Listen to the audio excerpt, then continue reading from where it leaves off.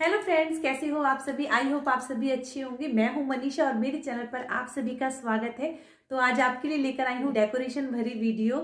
जैसे कि अब फेस्टिवल सीजन आ रहा है और पूजा की थाली का डेकोरेशन लेकर आई हूं मैं आपके लिए कि आप किस तरह से पूजा की थाली को डिफरेंट तरीके से सजा सकते हैं, उसके आइडिया आपके साथ शेयर करने वाली हूँ। और अगर आप बिगनर हैं तब भी इजीली इन आइडियाज से पूजा की थाली को आप सजा सकते हैं। और आई होप आप आज की वीडियो आपको पसंद आएगी। अगर दोस्तों आज की वीडियो आपको थोड़ी सी भी कहीं भी पसंद आए तो फ्रेंड्स लाइक जरूर करें। चैनल पर पहली बार आ रहे हैं तो चैनल को सब्सक्राइब जरूर करें। तो बिना देरी के वीडियो को कर लेते हैं स्टार्ट।